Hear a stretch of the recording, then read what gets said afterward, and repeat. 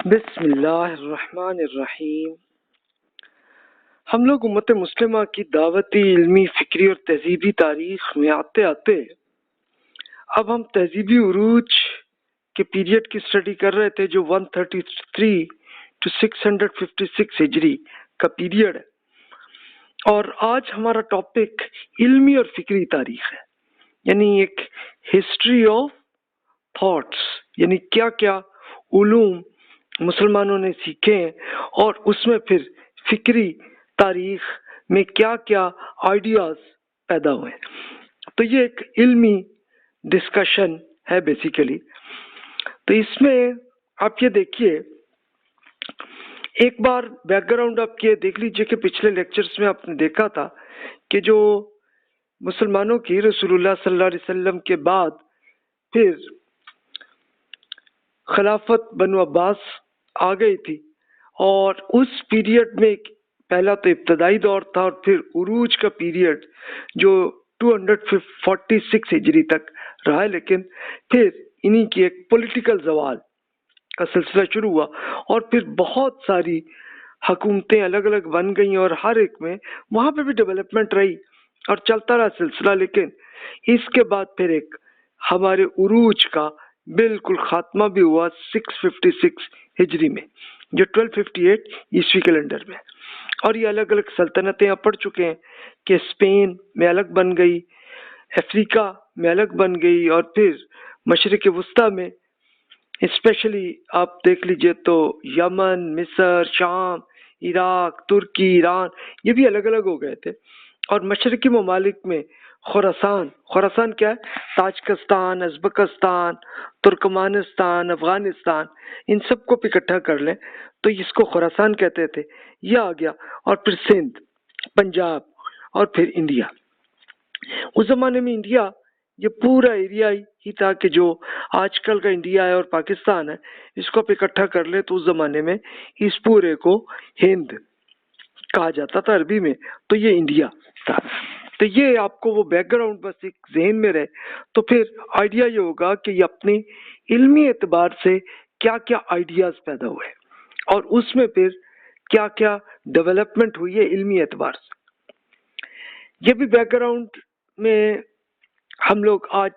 ہمارا ٹاپک ہے یہ تہذیبی عروج کے دور میں علم و فکر کیا رہا ہے،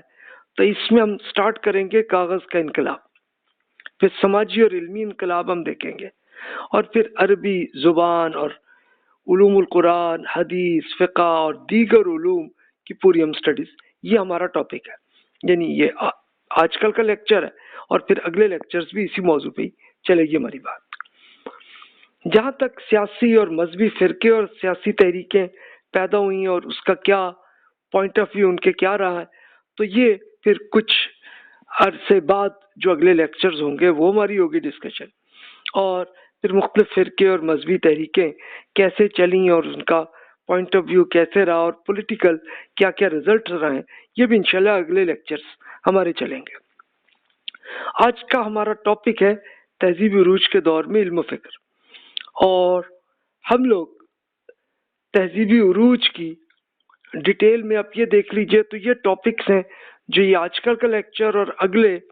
جو 2-3 لیکچرز ہیں وہ اسی موضوع پہ ہی ہمارے چلیں گے کہ تہذیبی عروج کے دور میں علم و فکر کیا آیا۔ علم میں کئی علوم پہ ہم الگ الگ بات کریں گے کہ عربی زبان اور اس سے کیا فرق پڑا پورے مسلمانوں میں، علم القرآن یعنی قرآن مجید کی اسٹڈی کرتے ہوئے بہت سارے علوم پیدا ہوئے ہیں تو وہ کیسے ہوئے، سنت نبوی اور احادیث یہ ہمارا ٹاپک ہوگا، اور پھر علم الفقہ، اب یہ ہے کیا اور اس کے اندر کیا کیا اس کے اسکول آف تھاٹس پیدا ہوئے اور ان کے کیا پوائنٹ آف ویو رہے، تو یہ ہمارے ٹاپکس ہوں گے۔ اور پھر اس کے بعد علم تاریخ، فلسفہ اور علم الکلام یعنی علمی تحریک، اور اس میں پھر فرقے بھی بنے تھے، تو یہ فلسفہ کیا تھا؟ ایک فلسفی جو آپ سمجھتے ہیں تو یہ وہی تھی، اور علم الکلام کیا تھا؟ گفتگو،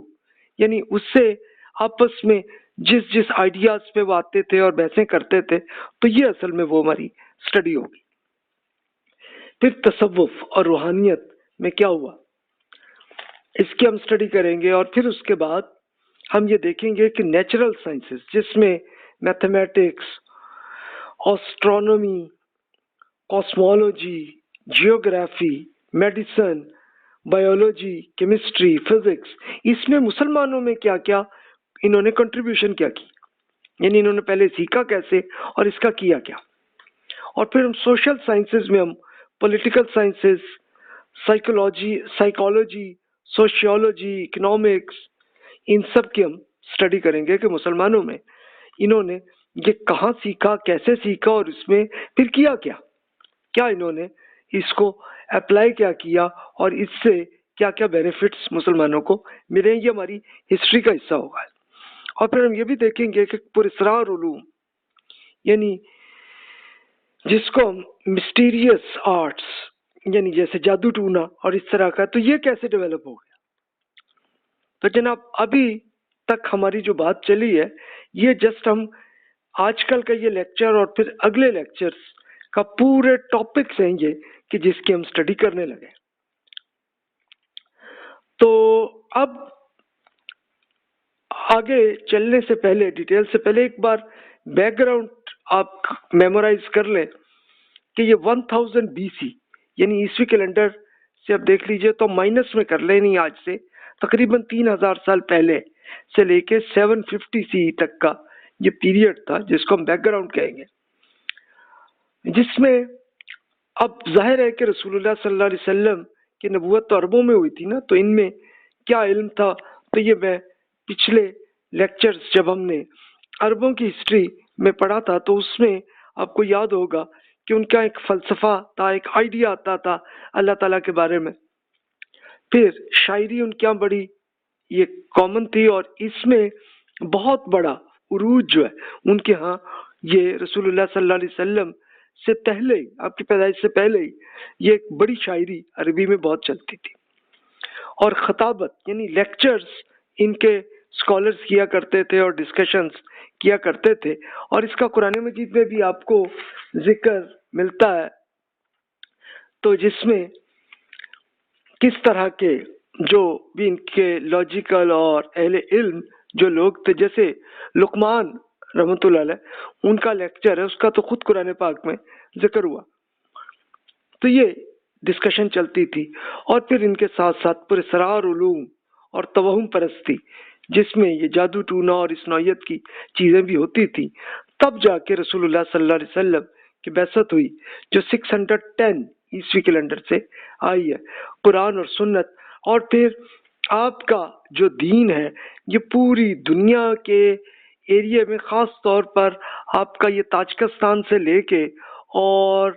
اسپین تک یہ پوری دعوت بھی پہنچ گئی. اور پھر رسول اللہ صلی اللہ علیہ وسلم پر جو ایمان لائے تھے ان کی حکومت بھی بن گئی.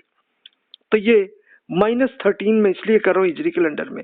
ٹو 133 ہجری. تو اس میں یہ پورا علم قرآن اور سنت کا پھیلا.